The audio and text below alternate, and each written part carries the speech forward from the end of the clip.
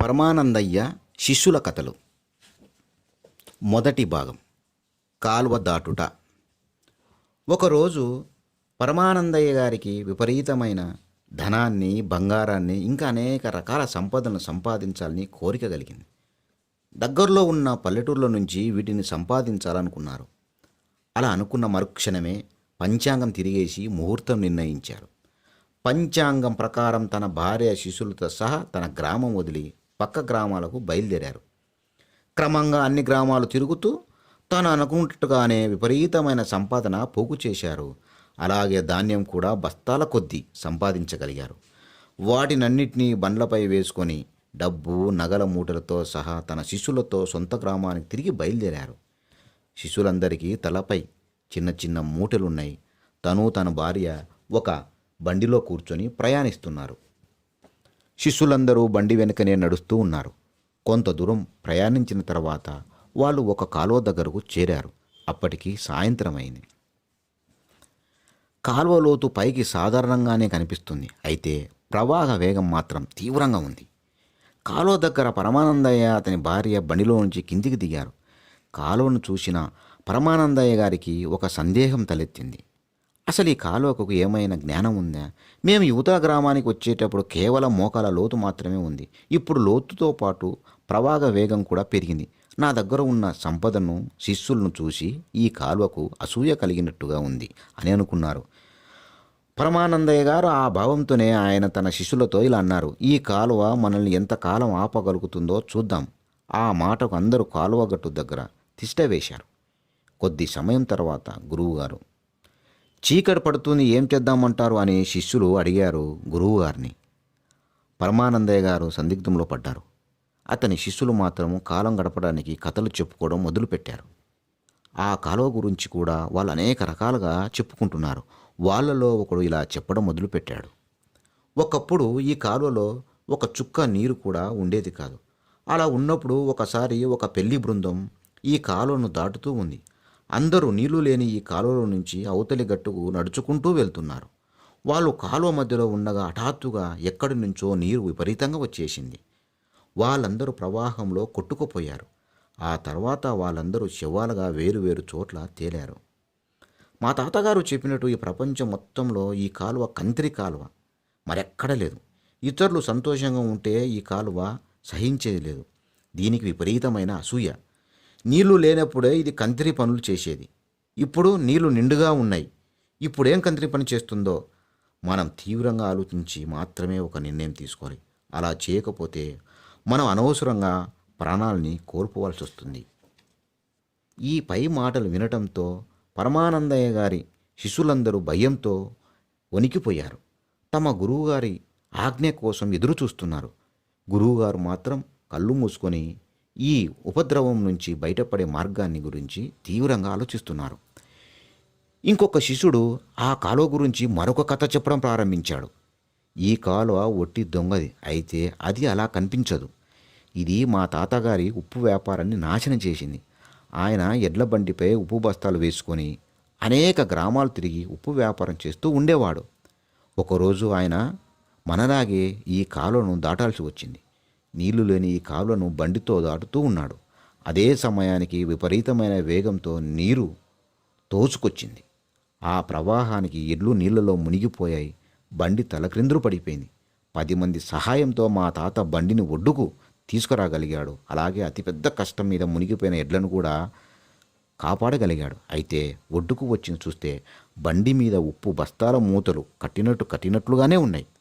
బస్తాలోని ఉప్పు మాత్రం మాయమైపోయింది. అందుకు మా తాత విపరీతంగా బాధపడ్డాడు. ఇంటికి వెళ్ళిన తర్వాత ఆయన జబ్బు పడ్డాడు. ఆ తర్వాత ఆ జబ్బుతోనే చనిపోయాడు. పై కథ విన్న తర్వాత పరమానందయ్య గారు, అతని శిష్యులు విపరీతంగా భయపడ్డారు. తమ దగ్గర బస్తాలన్నిటినీ ఆ కాలువ తీసుకుపోతుందని భయపడ్డారు. అందువల్ల అందరూ విషాదంలో ఉన్నారు. పరమానందయ్య మాత్రం సందిగ్ధంలో ఉన్నారు.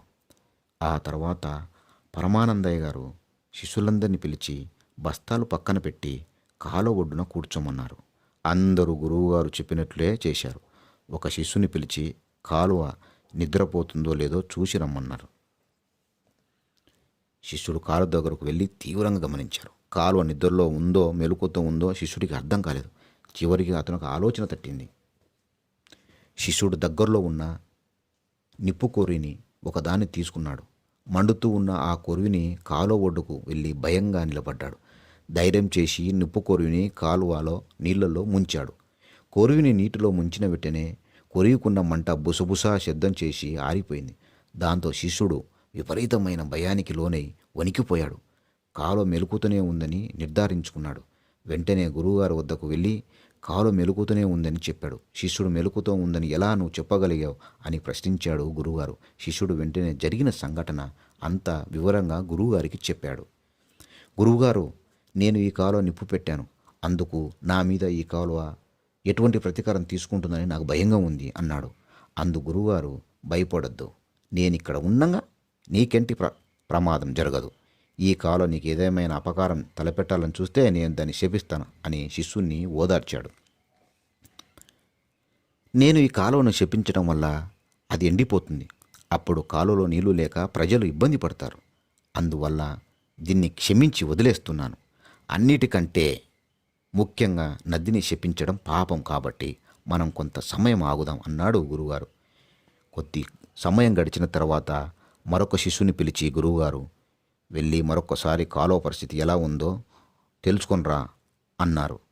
శిష్యుడు అక్కడి నుంచి కదలలేకపోయాడు.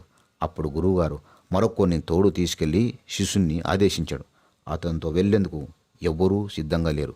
అప్పుడు గురువుగారు ముందుగా కాలువ దగ్గరకు వెళ్ళిన శిష్యుని తోడుగా వెళ్ళమని ఆదేశించారు. కాలువ దగ్గరకు వెళితే అది నన్ను తినేస్తుంది. అది నా మీద ప్రతీకారం తీసుకోవడానికి సిద్ధంగా ఉంది అన్నాడు. మనమందరము క్లిష్ట పరిస్థితిలో ఉన్నాం అని అన్నాడు గురువుగారు. ఏం చేయాలో గురువుగారికి తోచడం లేదు. అప్పుడు పరమానందయ్య గారి భార్య సుందరమ్మ ఇలా అన్నది, ఎవరు వెళ్ళి చూడకపోతే మనం ఇక్కడే ఉండి పోవాల్సి వస్తుంది. సూర్యుడు కూడా అస్తమించబోతున్నాడు. ఈ రాత్రి మనం ఇక్కడే ఉంటే నక్కలు, అడవి పందులు వచ్చి మనల్ని తినేస్తాయి. దొంగలు మనల్ని దోచుకోపోతారు. రాత్రికి దయ్యాలు మన మీద దాడి చేస్తాయి. అందువల్ల ఎవరో ఒకరు వెళ్ళి చూసి రావడం మంచిది. దయ్యాలు, భూతాలు అనే మాటలు విన్న వెంటనే శిష్యులందరూ ఏడుపులు, పెడదొడుపులు మొదలుపెట్టారు. ఒకరిని ఒకరు ఖగోలించుకొని భయంతో వణికిపోవడం మొదలుపెట్టారు. విచారించుకోకండి, ఇంకా సమయం ఉంది. మనం తెలివిగా ప్రవర్తించాలి. కాలువ గనక నిద్రిస్తున్నట్లు ఉన్నట్లయితే సాయంత్రం ముగియటానికి ముందే మెల్లగా మనం దాన్ని దాటిపోవచ్చు.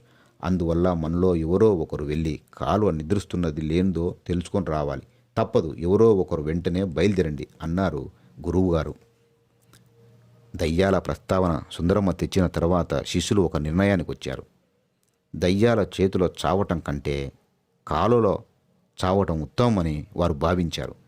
అందుకని వాళ్ళలో ఒకడు తెగించి ఇలా అన్నాడు, మీరంతా నా వెనక నిలబడి ఉంటే కాలువ నిద్రపోయిందో లేదో నేను చూస్తాను. ఆ ప్రతిపాదనకు అందరూ అంగీకరించారు. ఇంకా ఆలస్యం చేయకూడదు, పదండి అని మరొక శిష్యుడు మిగతా వాళ్లకు కదిలించాడు. అంతకు ముందు కాలువలో ముంచిన నిప్పు కోరుని తీసుకుని ఒక శిష్యుడు ముందుకు బయలుదేరాడు. మిగతా వాళ్ళు అతన్ని అనుసరించారు. అందరూ ఏ శబ్దం చేయకుండా నెమ్మదిగా కాలువ దగ్గరకు చేరారు. నిప్పు కొరివిని పట్టుకున్న శిష్యుడు భయంతో అటు ఇటు చూసి కొరివిని కాలువలో ముంచాడు. కొరివి మంట లేనందున శబ్దం చేయలేదు. అది చూసి అమాయకంగా అతను కాలువ నిద్రపోతుందని, అందువల్లనే శబ్దం రాలేదని చెప్పాడు. అత్యంత ఉత్సాహంతో పరిగెత్తుకెళ్ళి తన గురుగారితో శిష్యుల సమక్షంలో అదే విషయం ప్రకటించాడు. కాలువ నిద్రపోతుందని శిష్యుడు చెప్పిన మాట గురువుగారు అత్యంతగా సంతోషించాడు. వెంటనే బయలుదేరమని శిష్యులను ఆదేశించారు. ఆ మాటతో శిష్యులందరూ బస్తాలు తలపై పెట్టుకొని కాలువ వైపు బయలుదేరారు. కాలువ దగ్గరకు చేరి ఒడ్డున ఆగారు. పరమానందయ్య గారు, అతని భార్య సుందరమ్మ ఇద్దరు కలిసి ముందుకు నడవమని శిష్యులకు చెప్పారు. గురువుగారు, ముందు మీరే పదండి, మమ్మల్ని నడిపించండి, మేము మిమ్మల్ని అనుసరిస్తాం అని అన్నారు శిష్యులు. పరమానందయ్య గారు ఏమి పాలుపోక భార్య వైపు చూశారు. ఆమె ముందుకు పదమని అతనికి చెప్పింది. ఇంకా పరమానందయ్య గారి కదలక తప్పలేదు. పరమానందయ్య గారు 3000 దేవులను ప్రార్థించి కాలువలో దిగారు. అలాగే శిష్యుల్ని కూడా దైవ ప్రార్థన చేస్తూ కాలువలో దిగమని ఆదేశించారు. ముందుగా కాలువలో దిగిన గురువుగారికి ఏమీ కాలేదనే ధైర్యంతో మిగతా శిష్యగణం కూడా కాలువలో దిగింది. దాదాపు అందరూ వణికిపోతూ కాలువలో నడుస్తున్నారు. 5 నిమిషాలు గడిచిన తర్వాత అవతలి ఒడ్డుకు చేరుకున్నారు అందరూ.